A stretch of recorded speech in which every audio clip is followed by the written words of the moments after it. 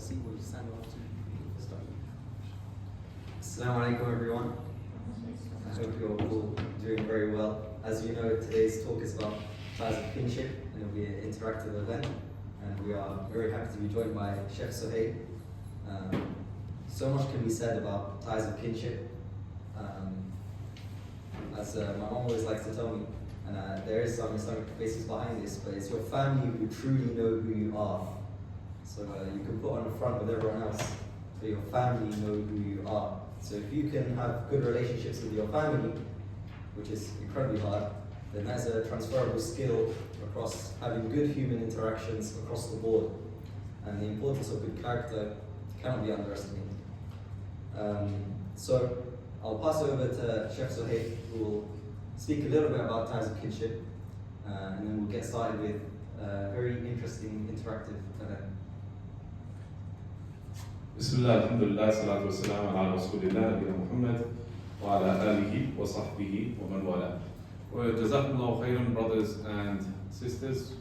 I'm really pleased to be here. First time at the university, so looking forward to this event. The topic, I was surprised when Yusuf contacted me with this topic, because it's not a common topic which is addressed, and that's part of the socialization, the conditioning that we're facing as a community, that something of such extraordinary importance is not given its due right. Now, after the discussions and the scenarios, we're going to look at some scenarios. Inshallah, we'll do a bit more of an in-depth presentation. But just to kind of get the ball rolling, we should understand that the status of maintaining the ties of kinship, family relations, it goes back right to the beginning of wahy, right to the beginning of revelation. So when the Prophet ﷺ first received revelation, and he was so startled by that experience, he went to his wife Khadija radiallahu anha and said, Zammiluni, Zammiluni, cover me, cover me. And the Prophet ﷺ was feeling quite anxious about this experience he's had and began to even question his sanity. One of the things Khadija radiallahu anha said in her tremendous understanding and wisdom is, you keep the ties of kinship. You keep the ties of kinship. When the Prophet ﷺ went to Medina, and every morning the Ansar, they would come out, the Aus and Khazraj at that time, they would come out and wait in the horizon for the Prophet ﷺ. So eagerly anticipating the Prophet ﷺ, and when the Prophet ﷺ first comes, his inaugural speech, if you want to say, was 4 statements or 5 statements, Ya ayyuhan nas, ifshu salam, wa ati'mu ta'am, wasilu al-arham, wa sallu bil-layl wa nasu niyam. The Prophet ﷺ said, O mankind, so addressing everyone, Muslims, Jews, Christians, whoever, O mankind, spread the salam, spread the greeting of salam, and feed the food. Look after each other, serve food to each other, look after those less fortunate. Wasilul arham, and keep the family ties. So the fact that we look at it as quite niche, maybe of secondary importance, goes totally contrary to the Quran and the example of the Prophet ﷺ. The Prophet ﷺ made it in his inaugural speech, along with giving the salam, which can be seen as a kind of symbol of peace and security, the salah, and keeping family ties, and feeding the less fortunate. That effectively is the constitution of the Islamic State. That's it. That's all the Prophet ﷺ said. And then began the work of nation building, of civilization building. So this is an incredibly important topic. I'm so pleased that you guys have chosen to discuss this. As a teacher, I'm not very keen on just lecturing. So we've got 4 scenarios that I'm going to present to you guys. We're going to have some time, we're going to deconstruct those scenarios, we're going to discuss them. Obviously, all those scenarios are related to family ties and some of the challenges that we face, because it's one of the most important topics and can be one of the most emotionally charged topics, difficult topics, not as clear cut as some other issues, in terms some Qat'i issues in fiqh, where you have a clear kind of step-by-step guide, how to pray the salah, how to make wudu, how to make hajj. This tends to be quite a messy topic in terms of how you manage relationships, how you actually keep those family ties. So I'm gonna hand over to Yusuf. We're gonna explain to you how these scenarios work, and then we'll get back and feedback, and we'll have a kind of short presentation on the topic itself.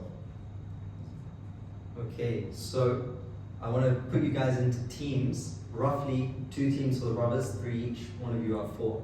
And for the sisters, 2 teams, there'll be 4 of you. Each of you are given a different scenario. You have 15 minutes as a team, think about this scenario, and then create like a response. What would you do? What should that person do in this situation? Then after those 15 minutes, group 1 will present their response to the situation, and Chef Sohail will respond to that response, if you will. So I'm going to hand out the situations to you now. You've got a piece of paper, and you also have an A3 sheet to write your ideas down. One of you will have to present as well, so do choose who that is, and make sure to have everyone's opinions as well. So you'll get the scenarios in a minute. Guys, time's up. We're going to hear from group 1 now, and you would please know you can see their scenario on the board. But one of you from group 1, would you please stand up and begin? I'm a young person who in the past behaved immaturely and recklessly around my parents. I was careless with my responsibilities, dismissive of their advice, and often acted in ways that reflected poor judgment and a lack of discipline. Because of this, my parents gradually lost trust in my character and intentions, viewing my behavior as a sign of weak commitment to my faith and responsibilities. I have since matured and developed. I sincerely wish to pursue knowledge and study abroad, and grow in terms of knowledge and iman, and in terms of character. My parents refused to give their permission. They believe my desire comes from a wish for freedom rather than a genuine intention to seek beneficial knowledge or self-improvement. Whenever I try to explain that I have reflected and made sincere efforts to change, they respond by reminding me of my past mistakes and questioning my sincerity. This leaves me feeling conflicted and trapped. As I do not want to move forward without their trust and dua, while they believe they are fulfilling their Islamic duty by protecting me from harm, how am I supposed to demonstrate that I can be trusted? Okay. You want to go straight to the answer? Yeah, go ahead. Okay, right. So I guess the sort of fundamental problem that we're seeing here is a weakness in communication between the child and the parent. We have a child who believes they are sincerely changed, and we have parents who believe that he's not sincerely changed. And there's this discrepancy between the two.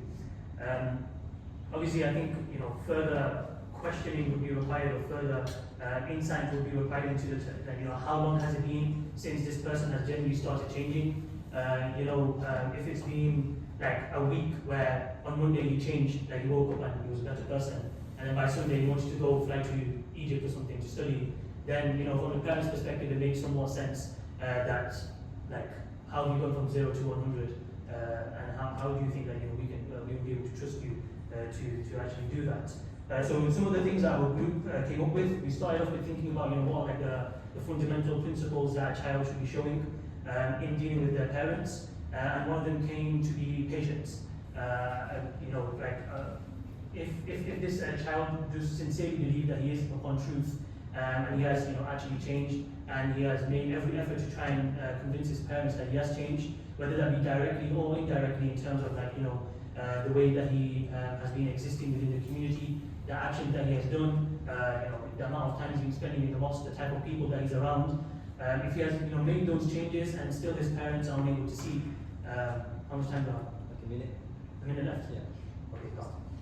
Okay, so showing patience is one. The other thing that we said is that we recommend the child to basically take baby steps, again via patience. It's not necessary for you to go abroad in order to seek knowledge. You can join online classes. If this is your genuine passion, and ultimately, if this is what you want, and you're able to do it because your parents are saying no, then it'll be good to take basic baby steps. And finally, we won't get time to actually go into the details of this, but I think a very strong parallel found in the Quran is the story of Ibrahim alayhi salam, so Maryam, Ibrahim, so on and so forth. So maybe if we get an opportunity to go into that, it'll be really good, inshallah. So, how do you see a parallel with the story of Ibrahim and his father in this scenario?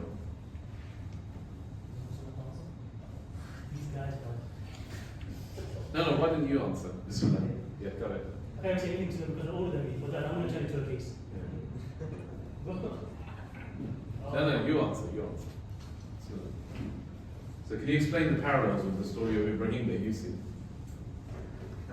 When it comes to sabr, I think it's the main thing that we ought to consider that in this case, given that, for example, the naivety of the son, I suppose, in this case, is nothing more compared to, for example, the vast hikmah that comes from the parents. They know something that the son may not know, for example. And I think that's a major sort of takeaway from this as well. Okay, so both of you have taken some quite a different angle on the scenario, which is very interesting. Okay, what about you? Have you got so I'm just going to point and say you because I don't know you guys' names yet. Inshallah. Yeah, have you got another angle on this?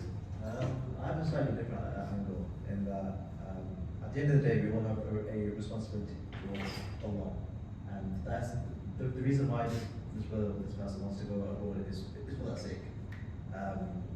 Now, if you first can fulfill your own kind of obligations, so like praying, like fasting, etc., then you can think about the obligation that you have towards your family, and then after that, the obligation that you have towards your community, and that is where kind of seeking knowledge takes place. Because what's the point in seeking knowledge just for your own sake? It's for the sake of other people and to benefit the community as a whole.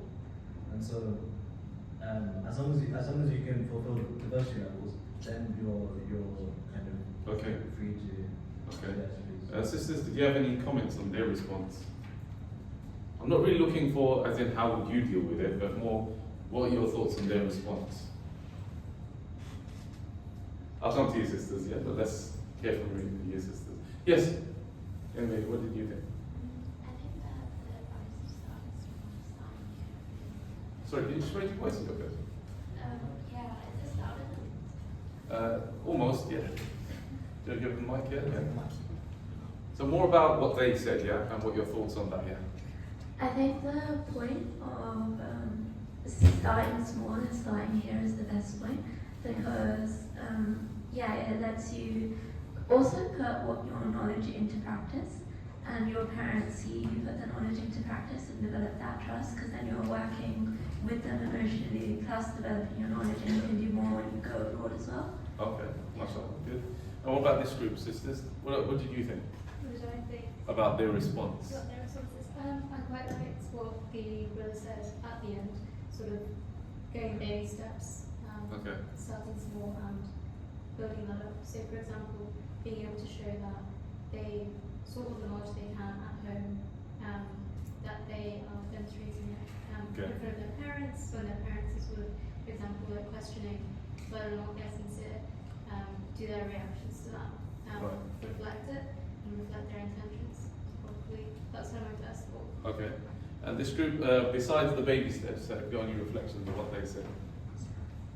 What about you? What did you think? I was interested about what Zachariah said, taking the angle from the parent side, Yeah. in terms of whether the parents, there's like a hikmah that you don't know about, in terms of why maybe they're not sugarcoating, but like saying it in a way that you don't like, that it might be something that they want you to stay with them. Although this is, of course, extrapolating quite far. Like, I'm not necessarily siding with them, but it is interesting to first of all consider the other party's view before considering your own thought. Okay. Zach, I think a very interesting scenario to start off with. I was very interested when I first came to you. Sorry, brother, what's your name? Fazil. Sorry? Fazil. Fazil, yeah. So Fazil sort of jumped in 2-footed with a tackle and said, this is all about forgiveness. Yeah? got to forgive the parents. No, sorry, the parents have to forgive the son. Yeah, and this is the problem with scenarios with parents and children. They become extremely polarized, and especially when you introduce the hyperbole of Ibrahim and his father.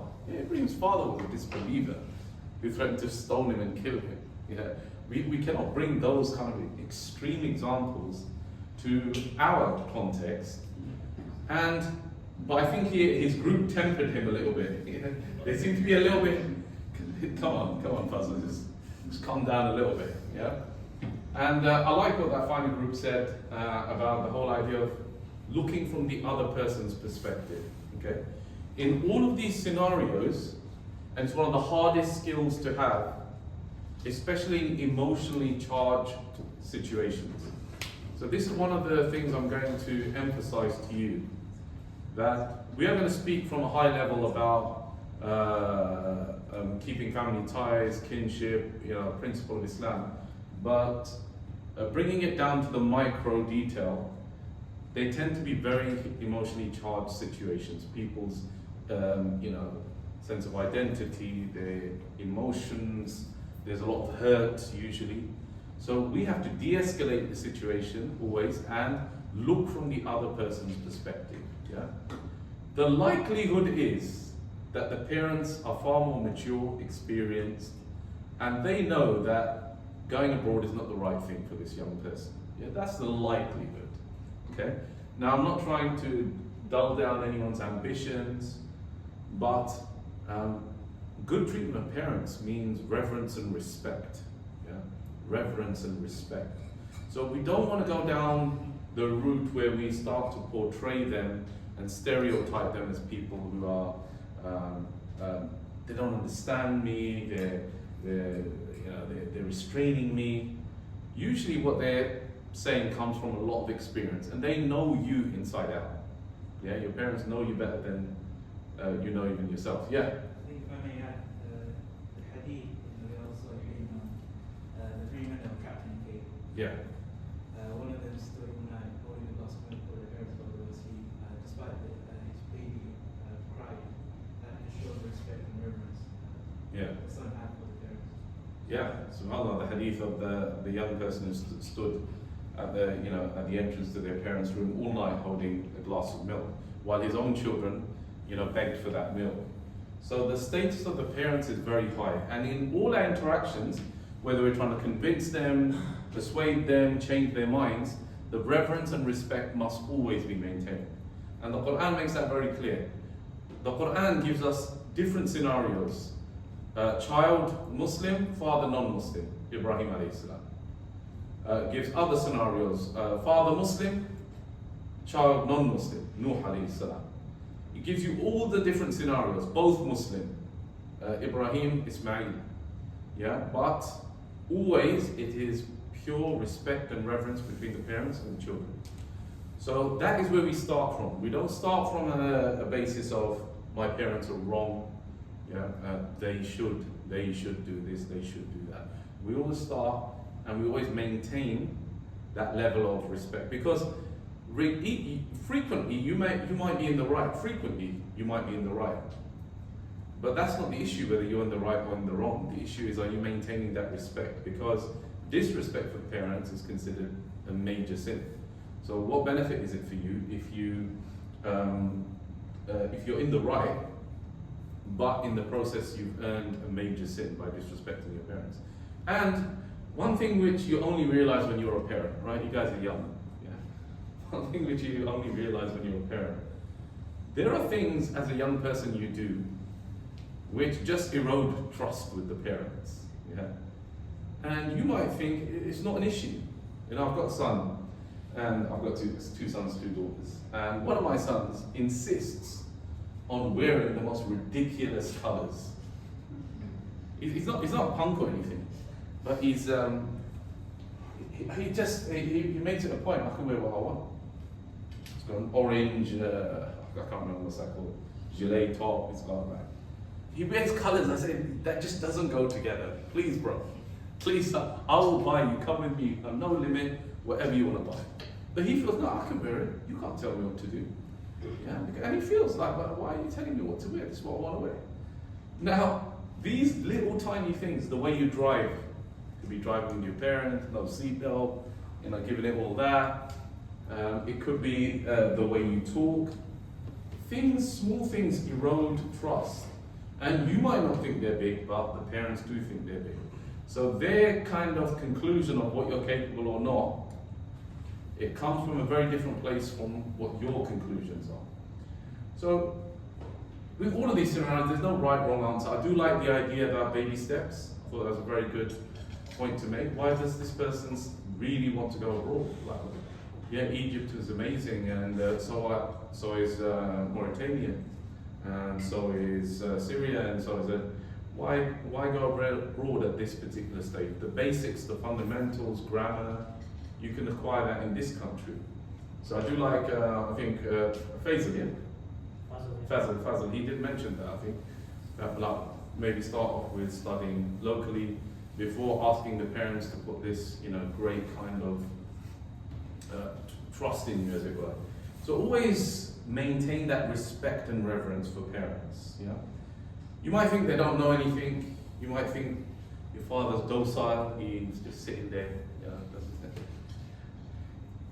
You won't be aware of the sacrifices he's made, or your mother's made, the dreams that they've sacrificed for you. And the point that's got you to where you are is because of them. Don't think it's because, I'm so smart, I'm so charismatic, I'm so this, I'm so that. There are choices they would have made where they sacrificed their own dreams for you. And ultimately, parents, the only thing they really want is respect, nothing else really. Everything else is a manifestation of lack of respect when they get upset. The only thing they want is respect. But yeah, the person wants to change, wants to improve themselves, is ambitious, which is all great, But it always starts with the parents. And the Quran, look out for the subtleties in the Quran, the way it speaks about parents. In the Quran, about the Day of Judgment, Allah subhanahu wa ta'ala says, يَوْمَ يَفِرُّ الْمَرْءُ مِنْ أَخِيهِ وَأُمِّهِ وَأَبِيهِ وَصَاحِبَتِهِ وَبَنِيهِ. But in another surah, Allah doesn't mention the parents. When a person talks about sacrificing, Allah says he will sacrifice his child, he will sacrifice his relatives, but it doesn't say sacrifice the parents. Because that angers Allah subhanahu wa ta'ala, the thought of you even daring to propose to sacrifice your parents. The Quran is very strong on this. So interesting, with all of these, there's no real right answer, It's just about optimizing the situation. Okay, should we go to the next scenario? Before that, this first scenario was quite mild. The other scenarios are, version a bit more extreme. But they are actually realities. Like, I'm sure Sheikh would share, well, maybe he wouldn't share, but he does hear of these situations, much more severe than this. So obviously, walking around, everyone seems to be quite conscious of that, but do be sensitive about them. And one other thing, which is, I'm older than you guys, Whatever disrespect you show to your parents, whether you were in the right, whether they were in the right, it's the sunnah of Allah, you get it back when you're a parent. So be careful, The more kindness you show, Ibrahim alayhi salam, despite his father's animosity, was he always kind to his parents? His father, as in the Quran, Ibrahim alayhi salam. What do you think? And Allah rewards him with children who are dutiful to him as a reward for his duty to his own father. So you're disrespectful to your parents, just wait. Wait till those children come. They'll give it back to you in spades. And that's the sunnah of Allah subhanahu wa ta'ala. And there are actually books written just collecting stories of people and things they've done which they to their parents, and then the way it came back on them, and some of them, quite catastrophic things. Okay, scenario 2. Okay, second group, about 5 minutes, and read out the scenario, and it's on the board for everyone else to see. Click the button. My parents have been married for a while, but now have frequent arguments around finances and financial responsibilities and their own marital rights and domestic chores. Sometimes they try to bring myself and my siblings to take sides, but when we advise them, they shut us down and avoid any conversation or Islamic advice. It seems they've had these disputes for a while, but now that we are older, we are being dragged into these arguments. Their negativity makes it draining to be around them, and then they feel as though we are abandoning them. Extended family have been involved, but there has never been any actual change. How am I supposed to reconcile between my parents when they constantly refuse to calmly address any issues? So we picked out a couple of issues that we saw in this scenario, and solutions kind of pertaining to them. So one of the first issues we realized was the marital rights and related disputes. So it could be that perhaps the marital rights are not being fulfilled by the spouses. And so that's something that should be addressed as well. I'm sorry, I came late, so I don't entirely know everything. Okay, so who should address those marital rights, as we say? Well, Yes, sister, what do you think? Next to you. Who should address these marital rights which might not be being fulfilled? I guess each spouse has a duty to fulfill for their partner, but also if after constant pushing for change and that's still not happening, then I guess they need to kind of seek somebody higher to kind of just give them a reminder of their duty as a spouse to their other partner. Okay. And I think that should be kind of removed from the extended family, because obviously extended family will to some extent have a bit of a bias towards one of the spouses, so it needs to be someone that's detached from the situation and Okay. that can kind of come at it from a an Islamic lens rather than I prefer this spouse, so I'm going to give the advice that benefits them.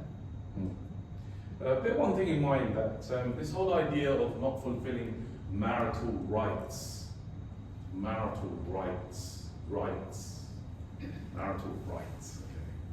Where do you hear words like rights? Where do you hear that? Contracts, yes, very good. Contracts. And contracts tend to be adversarial. Yeah, it's about my rights. Your rights, my rights. Let's solve this dispute. What can I get? What can you get? Yes, you had some reflection on that, yeah. To add to that, people think too much about the rights and not the responsibilities. Yeah. Everyone's thinking about their rights, not their responsibilities. Marriage, and that's not the topic for today, but marriage, it's really not about rights, okay? It's a relationship, it's something that you build together, and the moment you start thinking about rights is the moment where things start going wrong. Yeah? It's like an employee, you imagine, I don't know if you guys are working at all, part-time jobs or whatever, but the moment, let's take the university example, the moment you start going in and start finding out about policies, what's your rights, what should be happening, what's not happening, that shows the relationship is already degenerating. Yeah. Marriage is something where people come together with love, they complement each other. So the moment you start talking about rights, that means something's going wrong. Okay? So be careful about this, because in your language there's this, I'm sensing this, okay, so rights need to be fulfilled. Yeah, okay, yeah, they do. But that's the wrong way of looking at a marriage in the first place. And that's important for you to know. So when you're considering marriage, it's not going in with the idea, okay, these are my expectations, this is what I want, okay, this is what you want, are you giving me what I want, am I giving you what you want? That's not really how it works. It's a much more fluid and a dynamic relationship. Okay, carry on. One of the other issues that we saw in this scenario was the fact that the parents are bringing the children into their spousal issues, and that's not the role of a child, no matter how old they are. Okay, just pause there. That's so important. I don't know if you've ever experienced that. It really does reduce the respect of the parents if they drag you into the arguments. They should not be dragging you into any argument, and you should not be contributing to that. From a start, you will always take the mother's bias. Yeah, just even if you think you're not. If there's an argument and your mom is upset, whether you're a son or you're a daughter, you will always take the mother's bias and her point of view. You might think you're independent, you're a critical thinker, you might think that you can sit them down and listen to their points of view. It's not how it works. Yeah? Your mother has a closer relationship to your father, and the society generally does not give men their due respect. So inevitably you're going to be biased towards your mother. So getting involved in their dispute is not the way to go at all. And that's one area where you may need to be a bit assertive and say, look, you know, I don't think I can get involved. I don't think I can be of any help here. Yeah, carry on, sorry. Yeah, so kind of as you were saying, you might need to set a firm boundary and say, no, I respect you, but I will not be getting involved in your arguments. Another thing we saw is the parents were shutting down Islamic advice, and I think sometimes that can come from a place of pride and also stubbornness. And so something that we thought to address that was for both of the parents to sit down and kind of select, what is it called? Arbitrator, an Islamic arbitrator, who can help like guide them through their issues. And it would have to be someone that they both agree on, that they both selected, and it can't just be someone that one person has. Okay, pause there. So who do you think the Islamic arbitrator should be? Yeah. Who could it be? The Imam. Local Imam? Masjid. Yes. Imam of a masjid. Okay. Mufti. What if the Imam of the masjid doesn't even speak English and just leads the salah and is not at all trained or qualified? Would that be the right person? There's a Mufti there. A mufti. Okay. So the mufti will say, Astaghfirullah, you're being disrespectful to your husband. Obey your husband. Yeah. Is that a good arbitrator? Yeah, go ahead. I think it'd be good to look into like a person of knowledge who has experience in the marital area, Yeah. because there are plenty of people like that. Well, actually, there's not plenty. There's very few who have the age, wisdom, experience, and skills for marriage arbitration. So, for example, with the Islamic Council of Europe, which I'm only naming them because I know them and I know their standards, which is Sheikh Haytham, Sheikh Fuad, Sheikh Ashraf, a few other Sheikh. They take these issues so seriously that they have an entire process, and they must always get together to discuss each case. They don't do that with anything else. Anything else, they'll deal with it themselves. But marriage disputes, they do the interviews, they collect the information, and then they have to all get together around the table and discuss the case. Yeah, marriage arbitration is a highly sensitive issue. Yeah, there are cases of absolute disasters, really, with people getting involved in arbitration, doing a couple of courses here and there, and thinking, yeah, I'm going to do marriage arbitration. And people sometimes have vested interests in marriage arbitration. You know, they're looking at a certain outcome because you know, they've got their own interest in the dispute. Okay, guys, what did you think? What do you think of their answer? I don't know. Well, I think most of the things I've said, like for example, like definitely staying out the hour personally, it's not my sort of thing to do. No, I'm not saying what would you personally do, but what did you think of their answer? I think it was alright. Oh, it's alright, yeah? Alright. It's alright. Could have been better. Did you give their full answer? Yeah? Did you give their full answer? Oh, you got, sorry, more to say, yeah? We have one bill. Yeah. Alright, go on. I don't think I can get it fine. So one other thing was there seems to be a lot of tension between the children and the parents. And so one thing we thought that might be useful for this specific scenario is a period of separation, which might be a bit controversial. Period of Separation. separation Yeah. between the husband and wife. Yes. Oh, wow. That was out of the blue. Okay, explain. Wasn't my idea. Oh, your idea. So you're going to separate them? No, but just a short period, perhaps the mom is with family, the dad is with family or friends, just a short period, because because when you're together and you're really upset with each other, you just focus on the issues. Right. And even a small period, you realize, actually I really miss that person, and yeah, you Okay. realize the reason you got together in the first place. What about mum saying, this is great. This is great. I'm just with my mum and they're looking after me, they're cooking for me, they're spoiling me. This is great. What could happen then?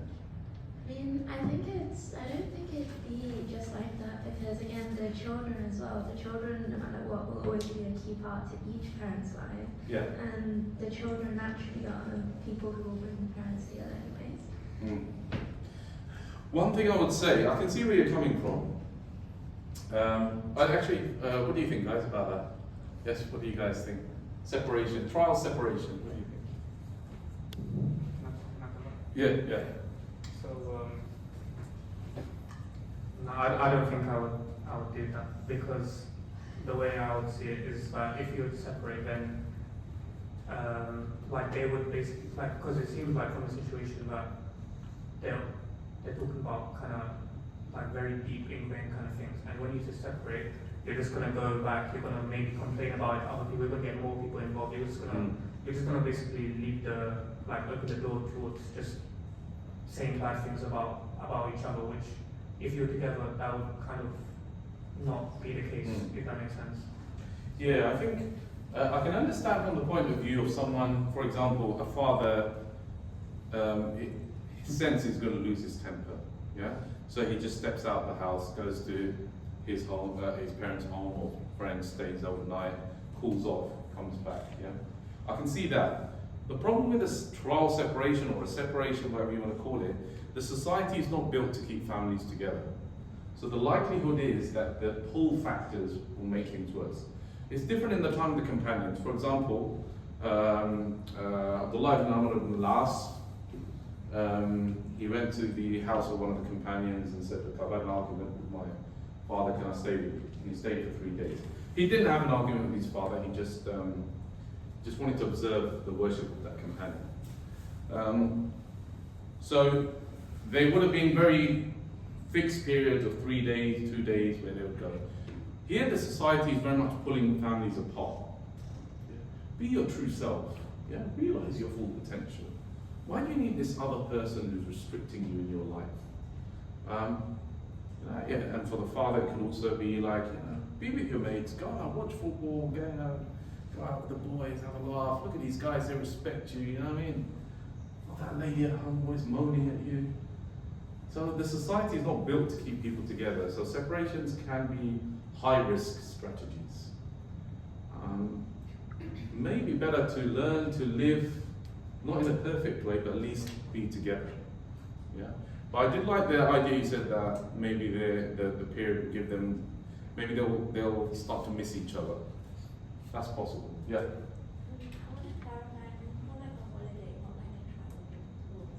Okay. Oh yeah. A week with family. Okay. Extended family or your family are not always the best arbitrators, or sometimes they can flame the emotions. It takes a really, really kind of deeply grounded person, when their daughter is telling them or their son is telling them they're really upset, they feel betrayed, they feel this, not to add fuel to the fire. Yeah, that's a really difficult thing to do. Okay, do you guys finish? I think one more thing. I think considering they have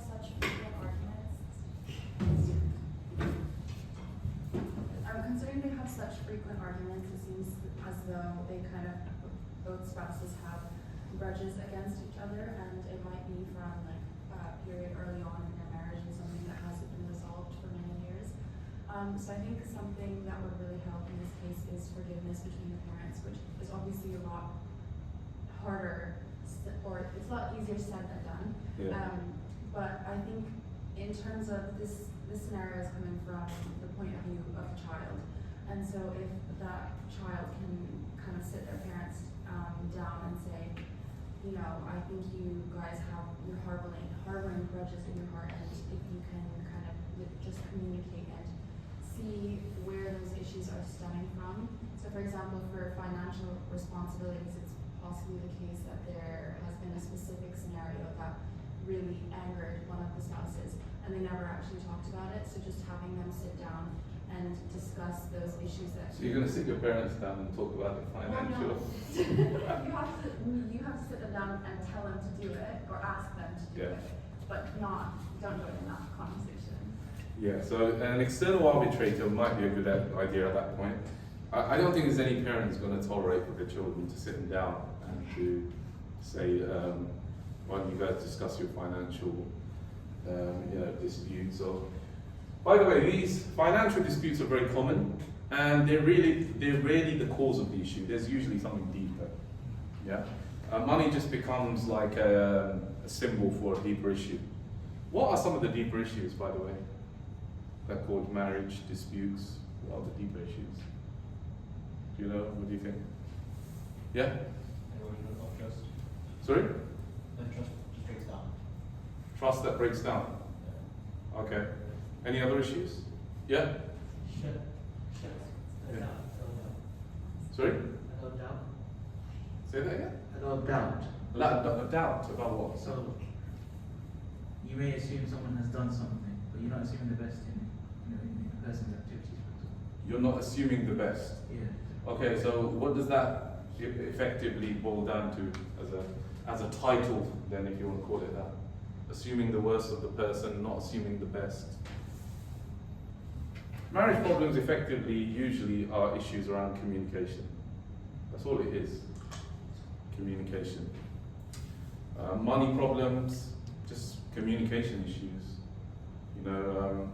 Not being able to express to your spouse in a kind and respectful way what your expectations are and what your hopes are. That's really what it boils down to. And often the issues are not the real issues. When people talk about financial issues, nobody's starving, nobody's on the street, everyone's fine. There's no real deep financial issues, marital rights. It often boils down to one issue, which is communication. That's why when you guys do get married and that's one thing to look at is, when you're meeting, whatever, it's the whole issue of communication and being on the same wavelength, and how to express yourself when you're not happy. So one of the things which you guys are doing in the scenarios is you're approaching it like very from a problem-solving point of view. And the problem as it presents itself is really the problem. There's usually something deeper, which is usually communication issues.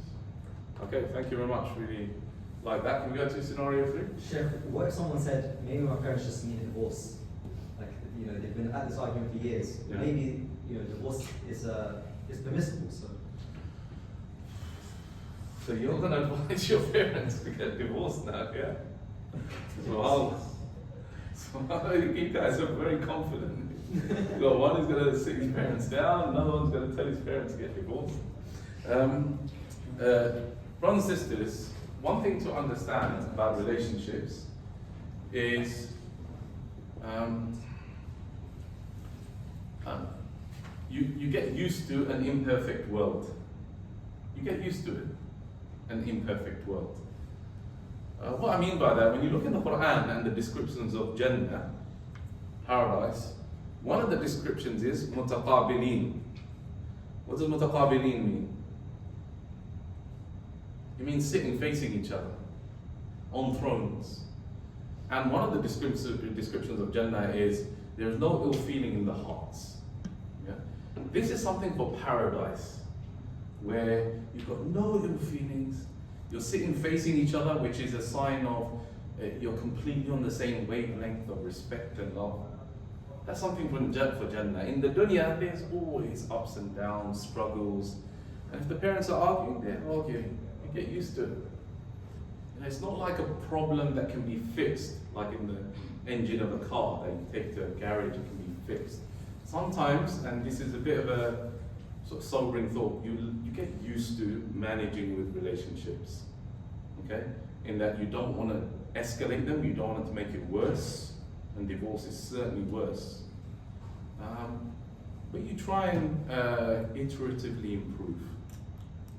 Try and gradually over time improve, okay? Right, let's go for scenario 3. All right, scenario group 3. Off you go, one of you. I think. Yes, press button, you can stand up. I think my teenage brother has been neglected by my parents, and he's now aggressive, rude and disrespectful.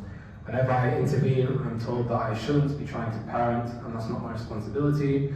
Now that he has his own phone as well, he's exposed to content online, which is only reinforcing his behavior. My parents don't want to engage in any confrontation with him, and I don't know what I'm supposed to do. If I get involved, my parents are upset, but my brother becomes unrecognizable. What can I do in this situation? Okay, go ahead. Like, from first reading that, it doesn't seem like a very good situation. But like, I don't think it's that bad in the grand scheme of things. Like, I don't think the neglect is from a place of spite. Okay, just pause there. You said, I don't think it's that bad. Can you explain yourself?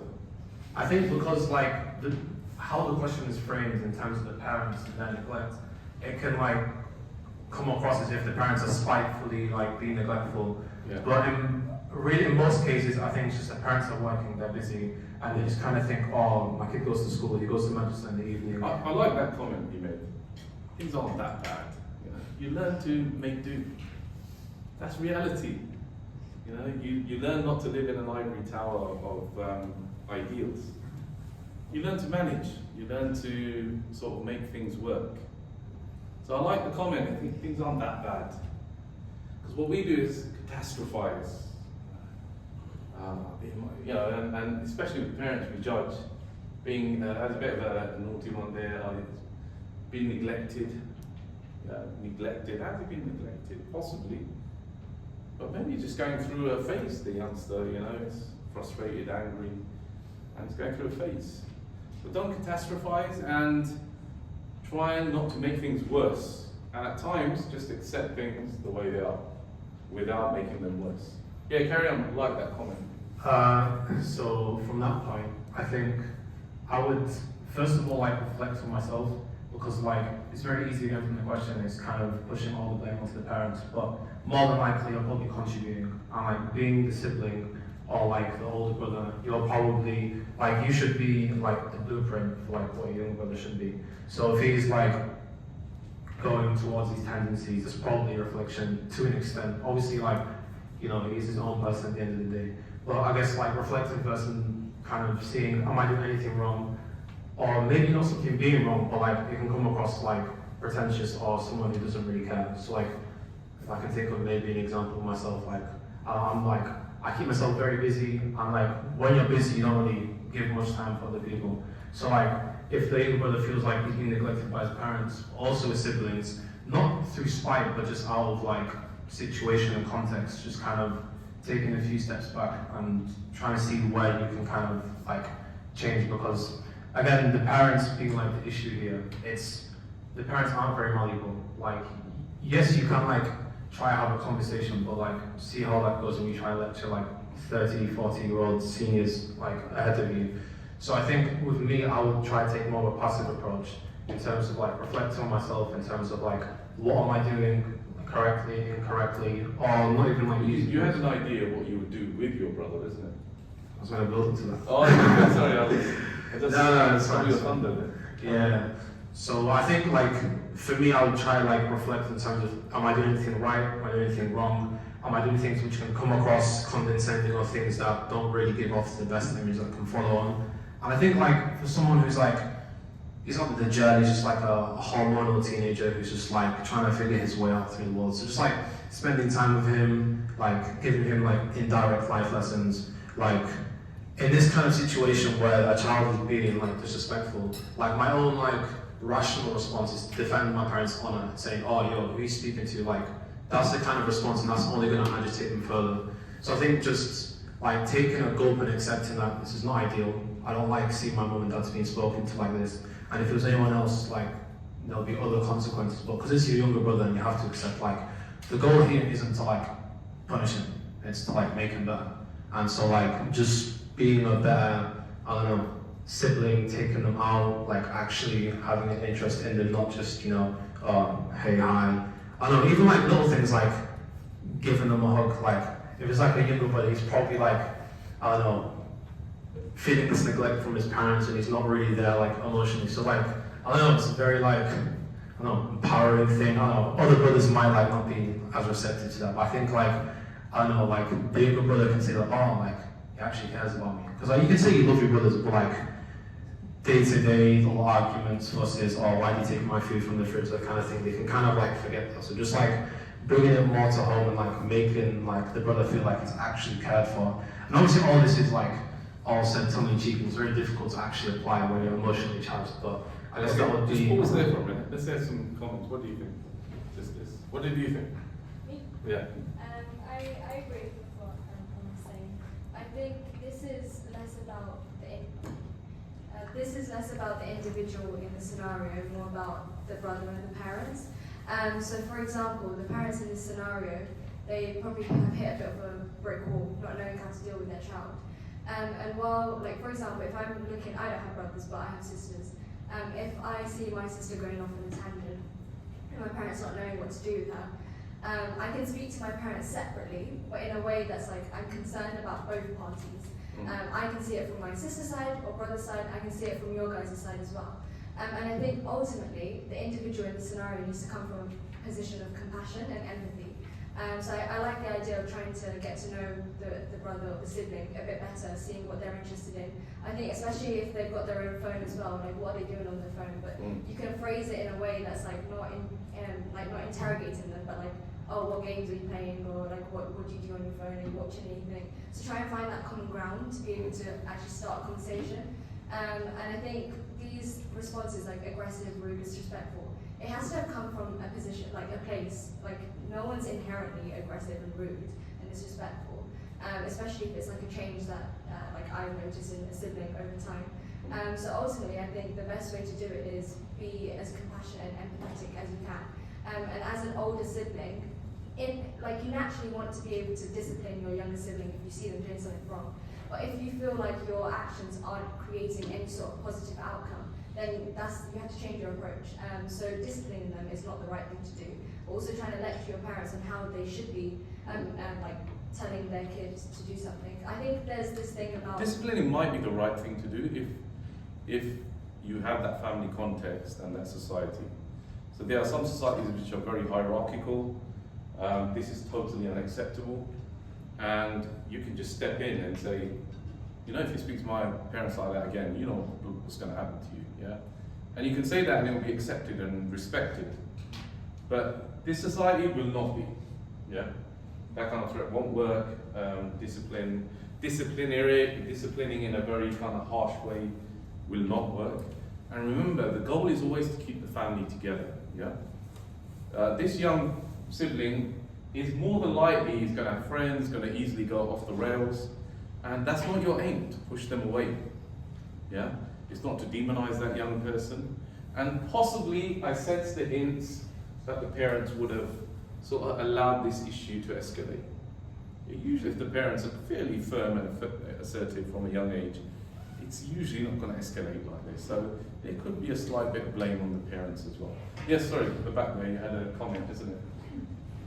Yeah, I really like the approach of spending time with your sibling. I have 4 younger brothers, so. 4 younger brothers? Yeah. All right, so tell us, what do you do in this situation? So, I think the point about them being aggressive and disrespectful, I agree with the sister over here as well, that it comes from a place, and you want to ultimately encourage your siblings towards you as an older sibling, as a role model, as someone that they can confide in and trust as well. And I think the main thing I like about this scenario is I am told that I shouldn't be trying to parent, and that's not my responsibility. And I think that person should really understand and internalize that point. That there are 2 parents, and then you have siblings, and your relationship with your sibling is a unique one. And maybe through the parents, relaxed nature with their children, maybe the older sibling has taken on more of a parenting role. Yeah.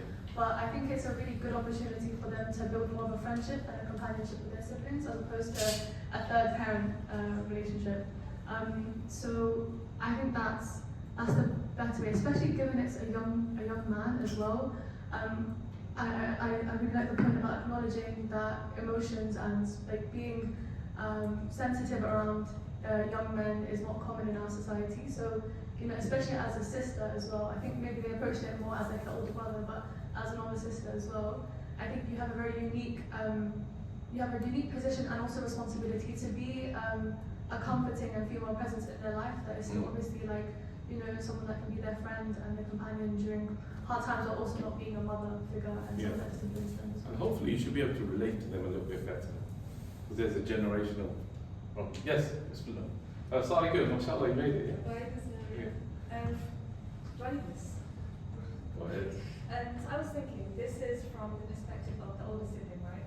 Yeah. And sometimes the elder sibling have a different upbringing, so it might not be objective neglect, but just different to what the older sibling is used to. Okay. And so we should reframe and think that the parents aren't exactly neglecting this younger brother, but they're taking a different approach that is for them. So I think there's clear wisdom in whatever they're doing, and they should just wait it out. Okay, mashallah, good. Good observation actually. We always sort of lump siblings together without realizing that they often have, based on context, quite different upbringings. Yes, guys, what did you think about their response? So I've got an older brother and a younger brother, so I've been both on the receiving end and the giving end of this. Okay.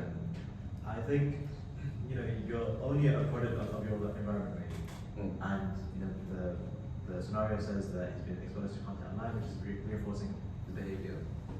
But you've also got to understand that you are also part of the content that he's consuming, just being around him. And so there's also things that I think about. So could you kind of find out what he's interested in and take him out to play football or whatever it is. And being in those sorts of cycles, you end up kind of connecting on a deeper basis for you to have those conversations, which on the surface, before you kind of have those that bonding time, your love brother just comes around and it's like, who are you talking like that? Whereas when you get to a common understanding that, this guy's not too bad, then you can have those conversations. So the work needs to happen before. Mashallah, very good. Okay, guys, do you have anything else you wanted to add? Yeah, Bismillah. Well, no one's really touched on the relationship between the parents and the brother themselves. So I feel like in this situation, the parents have almost lost their confidence in demanding respect, but also Yeah, you get that feeling. Yeah, but also like in this situation, I feel like they probably don't spend enough time with each other at all. And any time they do spend, it's with the brother, putting up the shield, as Hanifa was saying, and sort of being in this defensive position. So I feel like you could possibly step in as being someone who has that relationship with the parents and build that confidence in them and help them to realize that they can, speak to, at least start with speaking and spending time with the brother, whether that's as a family or just with him. I think you being there would probably help them. But then I think Shafi was mentioning this in our group discussion, that the parents have that power to bring the families together, make the child do something, whether that's going to a restaurant to eat once a week or once every now and then. Building in that time you spend together would help develop, I guess, the ties of kinship between you. Very good. Would anyone kind of just put the law down and say, look, you cannot be disrespectful to your parents? Would anyone verbalize that, say that? Yes? You would, yeah? Yeah, I think it has to be said. But what we're saying is that's not the be-all and end-all. There's a whole other kind of multi-layered approach to this. But the younger brother has to be told that this is a major sin, This is not acceptable in our religion. It doesn't matter what society says here, that this is uququl walidain is on a par with shirk with Allah subhanahu wa ta'ala. So it has to be said, but it comes from a place of love and a place of wanting clear for the person. And it comes with a whole kind of raft of other things. Yeah. Could you say that this disrespect towards parents may stem from, and I think it might be obvious that it's a broken down relationship with Allah as well. So sometimes we might. Not always. I think. You mean the parents broken down? No, as in the brother. So Oh, the younger brother. Yeah. So something that I've seen that very tangibly works in, especially in communities where kids are encouraged to get involved in criminal activity and not the best kind of behavior, is saying why don't you go to the mosque to this initiative that's happening there, building that connection with Allah, with your friends, because children also imitate and are very easily influenced by their friends and peer pressure and that culture. So encouraging them to go to these spaces, because you can say to your brother, like, disrespecting our parents is a major sin. But if they haven't got that fear of Allah, then that's just not a language that they're going to resonate with. So you also, as a sibling, can take a role in building that connection between your sibling and Allah. And then from that, you build a language which then they'll be able to understand easier. Excellent. I like that a lot in terms of building a common language and understanding. It could be the mosque, and this is one of the problems with families becoming so atomized. Yeah, that families are supposed to be part of networks and communities of other families. So when someone steps out of line like this younger brother, there's always going to be someone else close by who can put them back on the straight track. A cousin, an uncle, the cool uncle, yeah, or the cool auntie that everyone respects. It's a bit sort of a bit kind of unconventional in the way they do things, and somebody just really thinks they're really cool. A word from them could do the trick. But the problem is we live such isolated lives, such kind of small nuclear families, and that's part of the societal push to atomize the family. When you're one family part of a much bigger network of families, you've got access to so many more resources, so many more people who can hit the right tone. Because these problems are really complex. And within the family, in a highly charged situation, you might not have the solutions. So it could be the mosque, it could be let's go to the mosque, or it could be actually other relatives who can help. Okay, very good. Can we just go to the last one now? Conscious of time. Did you want to add anything else, or are you guys done? Yeah. Okay. Last one. My parents cut ties with some of my uncles and aunties some years ago, and now I'm quite distant from them and their children. They backbite each other and actively avoid each other at all costs. And if I advise my parents, they become very defensive. They know it is wrong, but are adamant that it's the other side's fault. If I try to reconnect with my uncles and aunties, then my parents get annoyed at us. But I'm not sure if Islamically I have to reconnect these bridges with them or not. Their arguments go back for years while I was still a child, and so I don't even know what caused these rifts or who was right or wrong. And no one wants to talk about it. I find it unfair that my cousins and myself have to suffer, having no relationship between us because of old disputes between our parents, which end up isolating us and splitting the wider family. How do I go about connecting with my extended family without damaging my relationship with my parents? So the way we kind of approach this dilemma is firstly to address the problem, and then to think about some methods that might work to solving it, whilst also understanding, like, principally, you're not told to find a solution to these issues. And maybe in this dunya you might not have the solution, because that's only with Allah subhanahu wa ta'ala. So I think principally one thing that we should always focus on is dua as well. Like you should always have that principle to work on Allah, that He is the one who put you in this situation, and He's the only one who can take you out of it. Oh, mashallah, just pause there. Nobody's mentioned dua. Yeah. So many of the du'as of the Prophet ﷺ is about removing ill feeling from each other. رَبَّنَا اغْفِرْ لَنَا وَلِإِخْوَانِنَا الَّذِينَ سَبَقُونَا بِالْإِيمَانِ وَلَا تَجْعَلْ فِي قُلُوبِنَا غِلًّا لِلَّذِينَ آمَنُوا. Don't put in our hearts ill feeling towards our brothers. Yeah? Dua is often something that's neglected in this area. But profusely making dua to Allah subhanahu wa ta'ala, يَا مُقَلِّبُ الْقُلُوبِ ثَبِّتْ قَلْبِي عَلَىٰ دِينِكَ يَا مُصَرِّفَ الْقُلُوبِ صَرِّفْ قُلُوبَنَا إِلَىٰ طَاعَتِكَ. That the Prophet ﷺ used to make dua to the muqallib al-qulub. Muqallib is the one who turns the hearts. Allah subhanahu wa ta'ala can turn the hearts, change the hearts of people.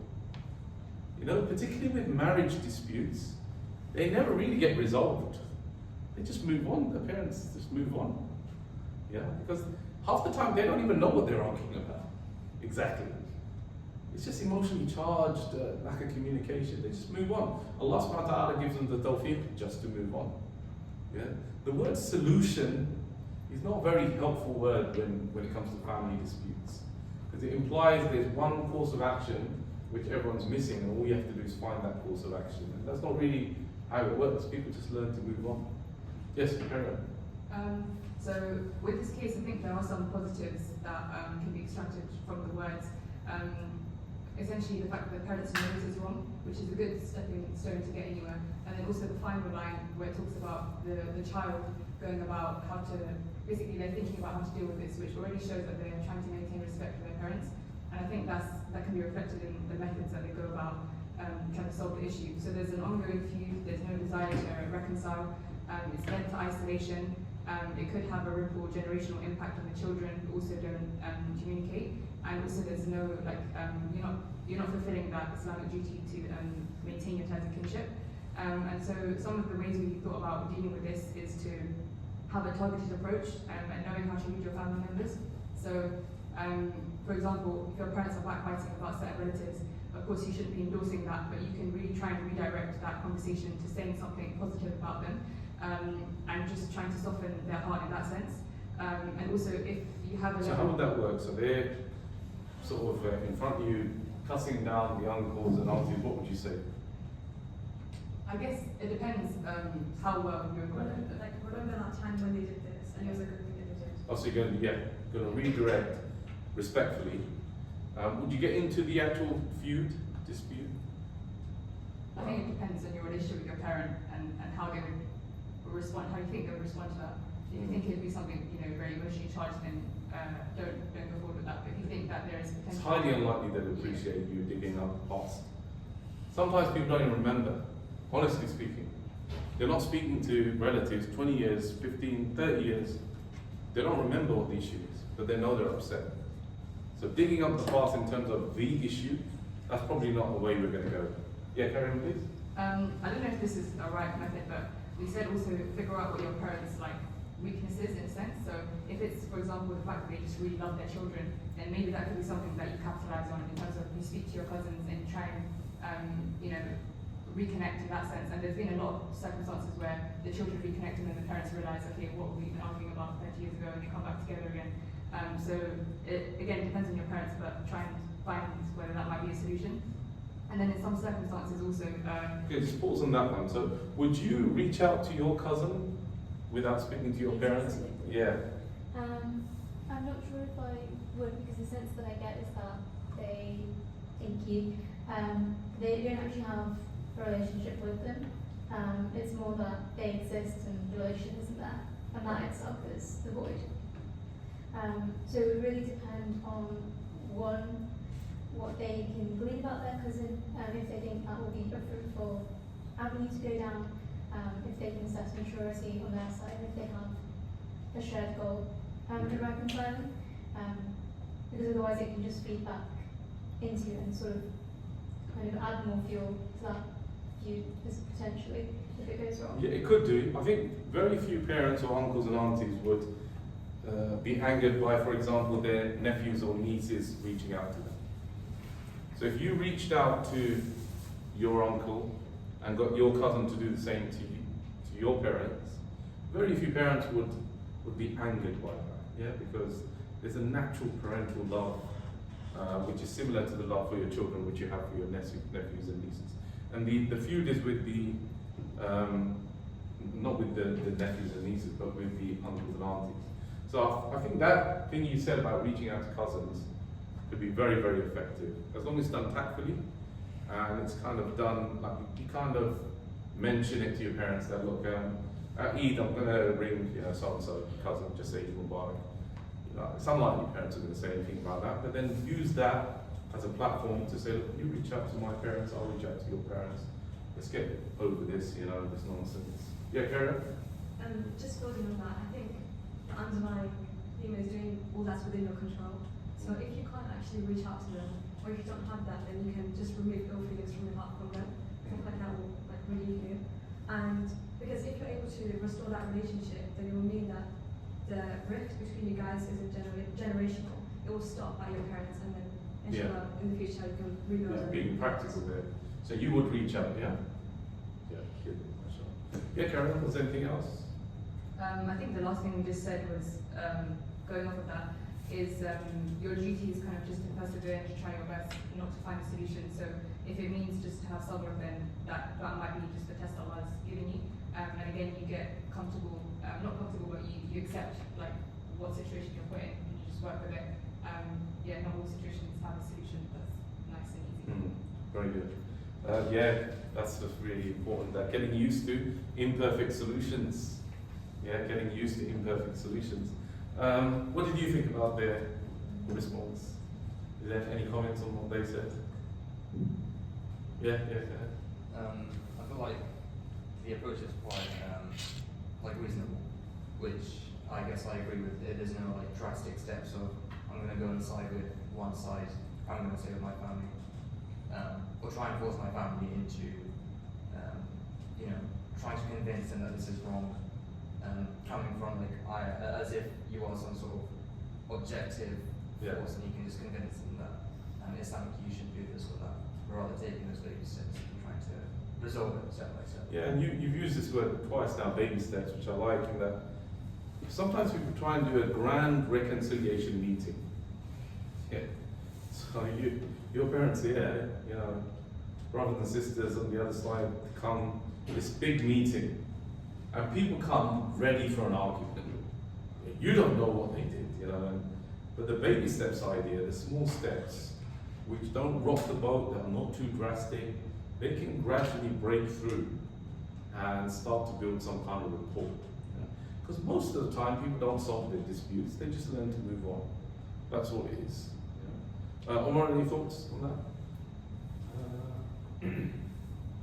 I'd maybe try to have a better understanding of the situation, so get your parents, not forcing you to explain what's happening, but just oh, okay, so where did this all go wrong kind of thing. They'll explain, and then from the scenario what it's saying, it's almost like the blame is equally shared. It's my parents are wrong and my cousin's parents are wrong, but there is a very valid case where it could be your parents that are right and their parents are wrong. And obviously that's difficult to judge because you are taking the story from one side. So I guess understanding to a greater extent what's happened, and just I don't know, with that what would I do? I'm not too sure. But Yeah, it's be careful with that one, in that you are also not unbiased. Yeah, obviously you take the view of your parents, and you don't want to suddenly find yourself as an unwilling participant in this dispute. Yeah, so more about kind of drift. It was mentioned by the group. They're more about kind of nudging them back closer again, in the sense of saying, oh yeah, but didn't you guys used to be quite close, and isn't it better in Islam? Trying, not that interested in the dispute itself. Yeah, more kind of just pushing them back together again. Okay, Jazakallah khair. That's the 4 scenarios. Yeah, we're going to have some questions from the floor generally. Yeah. And then I want to just mention a few things. Do you want to do that first? Or? Yeah, all right, sure. We'll do it first. Okay, Jazakallah khair. Really enjoyed that discussion. Now, I purposely withheld from speaking about the topic itself right at the beginning. I really wanted to get into the scenarios itself. But we should be very conscious of the status keeping the family ties has in Islam. It is mentioned repeatedly in the Quran, yet people just read over it. Allah subhanahu wa ta'ala started a surah of the Quran speaking about it. Which surah is that? Anybody remember? Because it's not in our consciousness, in our society, we kind of read over it without even noticing. Which surah starts with a call for keeping the family ties? Anyone remember? It's one of the Sabul Tiwal. Sabul Tiwal is the opening 7 surahs of the Quran. Surah An-Nisa, very good. Surah An-Nisa. So Surah An-Nisa, the women, Allah subhanahu wa ta'ala says, يَا أَيُّهَا النَّاسُ اتَّقُوا رَبَّكُمُ الَّذِي خَلَقَكُم مِّن نَّفْسٍ وَاحِدَةٍ وخلق منها زوجها وبث منهما رجالا كثيرا ونساء واتقوا الله الذي تساءلون به والأرحام. Arham comes from the word rahim, which means the womb. So rahim, which is the word for family ties, when they say wasalil arham, it means keep the family ties. It's the same root as rahmah, which is the same root as Allah's name, Ar-Rahim and Ar-Rahman. And we're going to mention some hadith when Allah subhanahu wa ta'ala actually speaks in hadith Qudsi about this. So when Allah subhanahu wa ta'ala opens a surah with a command, sorry I didn't read the translation, did I? So let me read the translation. O humanity, or O mankind, be mindful of your Lord who created you from a single soul. And from it he created its mate. And through both he spread countless men and women. And be mindful of Allah, in whose name you appeal to one another. and honor family ties. Yeah. So subhanAllah, you maybe haven't studied the Sabr Diwal. The Sabr Diwal, the opening 7 chapters of the Quran, are the foundation of the Quran. Yeah. In many senses, they resemble the true Old Testament. The Prophet ﷺ, along the hadith, mentioned this. There are also a hadith of the Prophet ﷺ where he speaks about keeping the family ties. There's a hadith in Sohail Bukhari and Sahih Muslim, and it's remarkable hadith where Aisha radiallahu anha narrates the rahim, the family bond, is suspended from the arsh, the throne of Allah subhanahu wa ta'ala. The family ties, the rahim, is suspended from the arsh, the throne of Allah, and it says, whoever upholds me, Allah will uphold him, and whoever severs me, Allah will sever him. SubhanAllah. You don't often find a hadith of this gravity, but socially, culturally, we don't really have it, you know. We feel it's one of those nice things, but if it, you know, families break down, relationships sour, we don't take it too seriously. And in fact, there's a direct threat. The Prophet ﷺ said, لا يدخل الجنة لا يدخل الجنة. The Arabic construct, it puts that first. Yeah, it should be the other way around. قاطع الرحم لا يدخل الجنة. The Prophet ﷺ said, لا يدخل الجنة, will not enter paradise. Such an emphatic statement, the one who cuts the family ties. لا يدخل الجنة قاطع الرحم. The one who cuts the family ties will not enter Jannah. It's that serious. So the gravity of the issue has to be understood.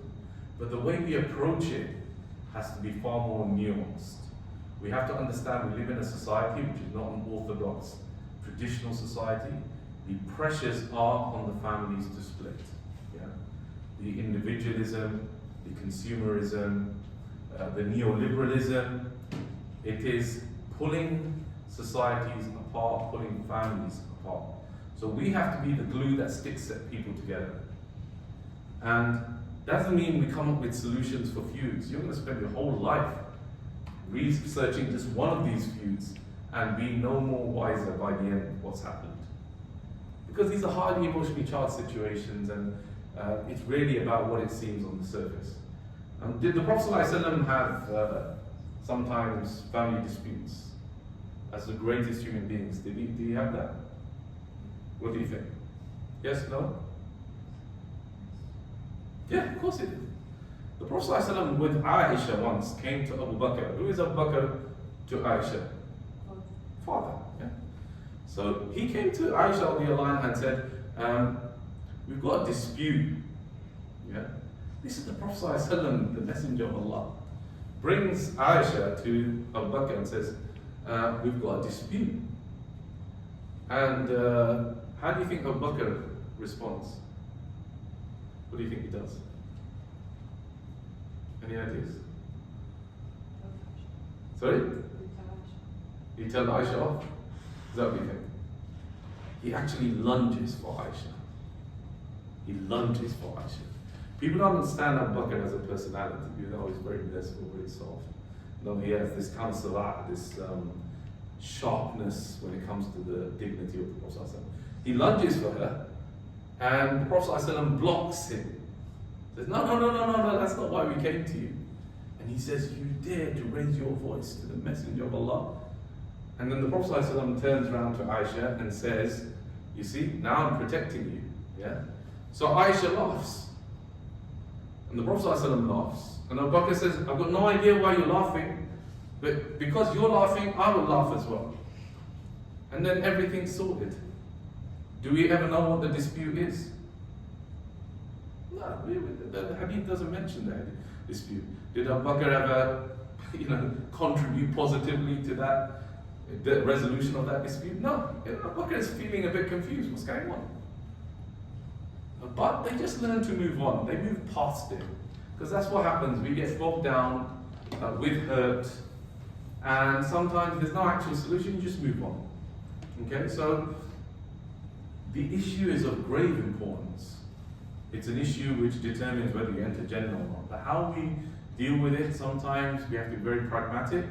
Sometimes we just learn to move on. And sometimes it's a victory that we don't escalate the situation. That's it. I think there's a sisters here who said, we just learn to live with things the way they are, and we make a lot of dua for Allah subhanahu wa ta'ala to give us the tawfiq to move on. And sometimes far more important and serious situations come where everyone forgets about the dispute. Someone becomes seriously ill, everyone's now working together as a family, and everyone's forgotten about the dispute. So more important challenges come along. One of the mashayikh, some of you actually all know, he told me a story about his older brothers. They were like father figures, and over a business dispute, they stopped talking to each other. And they stopped talking to each other for a few years until one of them died, even though they lived in the same house. And at the funeral, the younger brother, all he could do was wail and say, why did I stop talking to my brother? Why did I stop talking to my brother? Because then people die.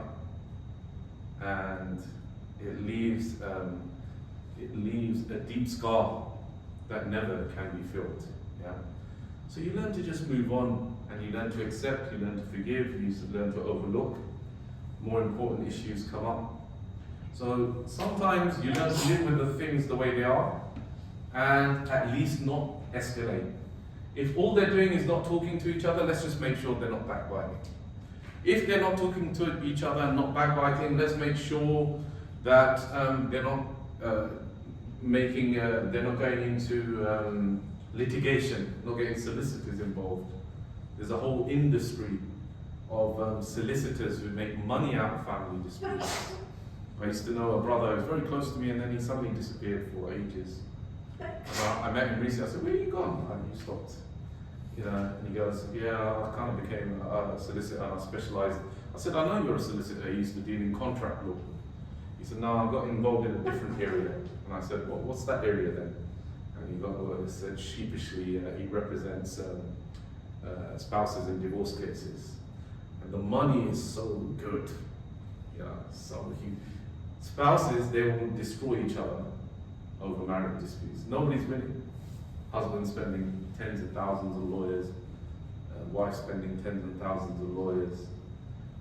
For what reason? Everyone's losing. Children are losing, parents losing. The only one who's winning is the lawyers. Yeah. So at least if they're not talking and backbiting, let's just make sure it doesn't go to litigation. So all the time we're like the glue. We try and keep people together, and we try and move on, and we try not to discard anyone like the younger brother. Yeah, because although it may, in the grand scheme of things, feel very egregious what they've done, we don't want to lose anyone. We try and keep the families together. I like the use of the word the intergenerational. Yeah, we're trying to build intergenerational capacity. Great leaders in different fields, they often come from families who've consolidated knowledge, resources in that field. You'll often find sporting families, yeah, where you've got generations who have excelled in that sport, and they've passed down knowledge, wisdom, resources.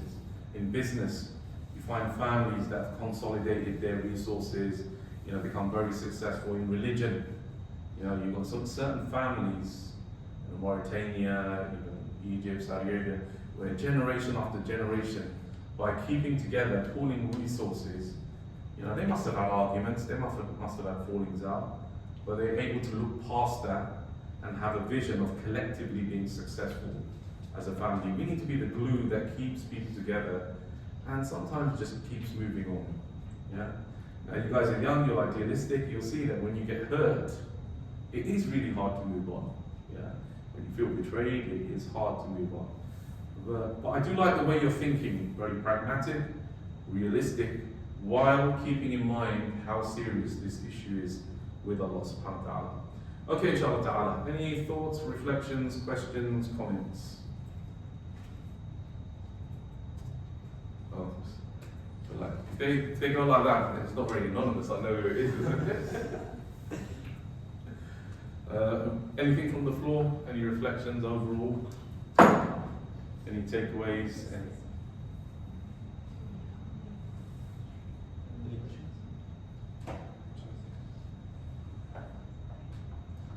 planning for this event, someone asked me, how far do ties of kinship go? It's a good question, and it can be taken the wrong way. It's how far do ties of kinship go? Think of it not how far they go, but think of there are brackets. So there are the most important ties of kinship, and that will be your parents, your spouse, your children. They're the A list. Yeah. Then there's a kind of B list: your uncles, your aunties, your cousins, your nephews, and then there'll be your C list, your second cousins. So it continues to, increase, and the level of responsibility diminishes as the layers go further and further out. So it'd be totally unacceptable not to speak to your parents regularly, but your cousins, second cousins, it might be like once a year, Eid, give them a call, WhatsApp message. So try not to think in binary terms, in terms of who is, who isn't.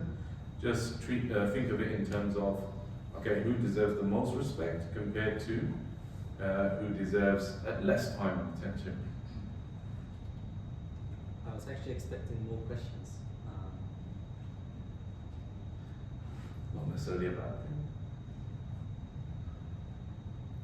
If there's someone in the family with constant relentless hurt from someone else, like mental issues or trauma, how do they do it? Sorry, say that again. How do you manage a situation where there is a constant and relentless hurt from someone who might have mental health issues or trauma? Okay, yeah. So, let me take that from two angles. One is you could have constant hurt from someone who is really quite a toxic person, yeah? Who just involves themselves, who escalates, who talks, who's an anema, goes from person to person carrying tales. How you deal with that person is difficult because you can't completely cut off from them. Typically, it will involve people getting together and advising that person. So people who are senior in that family getting together and advise that person. If the person has mental health and trauma issues, that is slightly different. So I'm guessing the mental health and trauma is leading to that person escalating family disputes. Is that what we're saying here? Is that what you think, Yusuf? Sorry? So the person with mental health and trauma issues is escalating family disputes? Is that what we're saying? Maybe not to the entire family, but at least to an individual.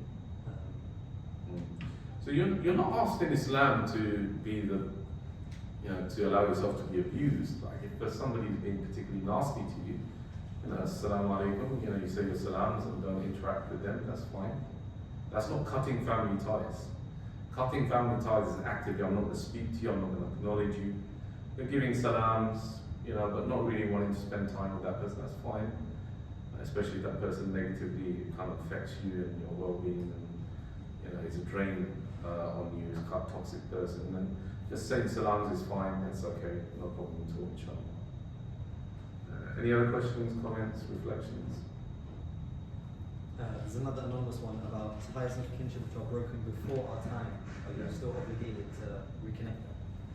Yes, at all times, yeah. So, things that are broken before your time is actually advantage to you. You can approach it completely oblivious and say, look, I'm really not interested, it happened before my time. But let's just say salams, visit on Eid.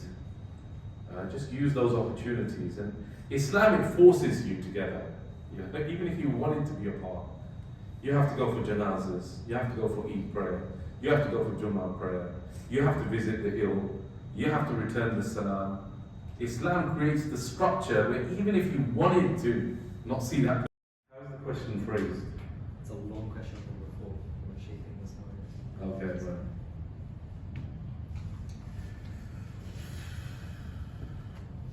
This is a loaded question. So whichever way you handle this, it's going to end up.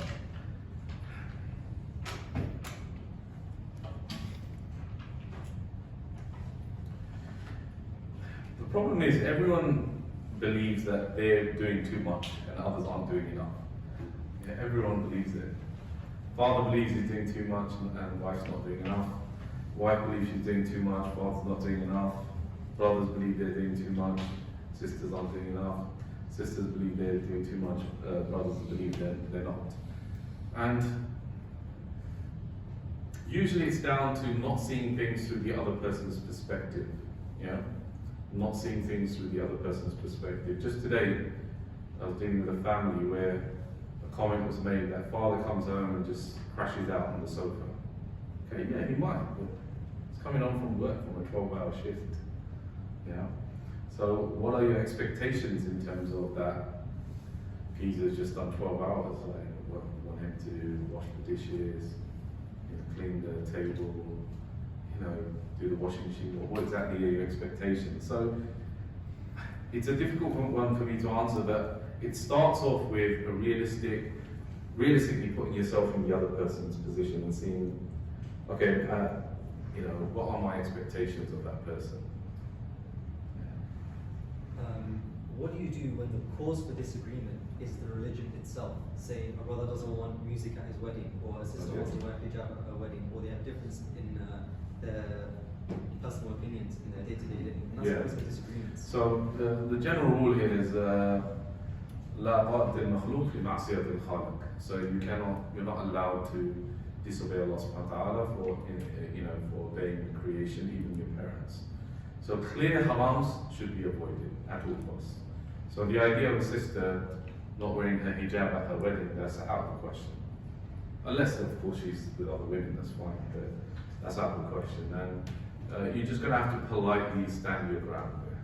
Say, no, I can't do that, that's not permissible, and do so in a really respectful way. And Allah mentions that in the Quran. In the Quran, Allah sets up the ultimate conflict. Allah in Surah Al-Luqman, Allah says to respect your parents. وَإِن جَاهَدَاكَ, and if they make jihad against you to be a kafir, to be a disbeliever, then do not follow them, but lower unto them the wing of humility. So Allah sets up the ultimate conflict. Respect your parents, and what if they try and force you to disbelieve? That's the ultimate conflict. And Allah said, don't obey them, but lower unto them the wing of humility. Be respectful for them. And that's a principle we can kind of apply to our context. That okay, we wouldn't obey them, but we'll always be respectful to them. Any more questions on the floor? Is it true that going 3 days without talking to a family member counts as cutting ties? Yeah, 3 days intentionally. Yeah. Sometimes obviously you don't talk to all your family every 3 days, do you now? But having a dispute, falling out with each other, and then going 3 days without saying anything, that is not permissible. And that's clear from the companions' lives as well. Sometimes they take a breather from someone they've had an argument with, but not more than 3 days, I'm afraid. And it's not particularly long, just say salam, that's it, and just move on. Say in a spousal relationship, one spouse isn't fulfilling the rights of another spouse. Yeah, what did we say about this word? Rights.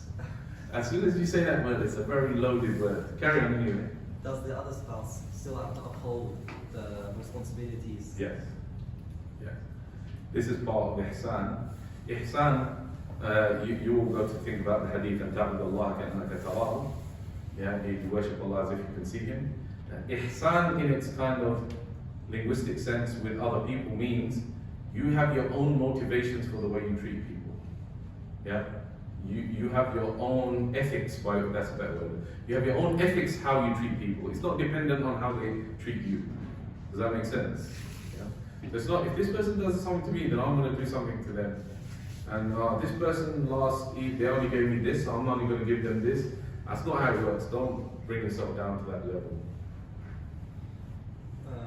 So if they're not fulfilling your rights, then that's got nothing to do with you fulfilling their rights. Okay. Any other last questions from the floor? Okay, that's enough of that. There are a few extremely specific personal questions, so perhaps you can catch Chef afterwards and ask them. But otherwise, any other last questions? Okay, Jazakumullah khairan. Really enjoyed being here, inshallah. Jazakumullah khairan. Great work you're doing. Keep it going. And inshallah ta'ala, be that glue for your families, yeah? As one of my Mashaykh, Sheikh Hanifa, he said, the greatest challenge we face as Ummah is family breakdown. Bigger than Zionism, bigger than anything is family breakdown. That is our biggest challenge. Centuries of Islam can potentially come to an end with a family breakdown. So be the glue that keeps your families together, be role models, be positive, be proactive, and inshallah ta'ala, I'm so pleased that you even chose this topic and cold evening you came out to discuss this topic. Jazakallah khair. May Allah reward you abundantly for this, inshallah. Jazakallah khair. So yeah, it's great seeing all of you. Just a quick announcement, tomorrow we have Roots. The attendance has been quite poor, so do encourage your friends.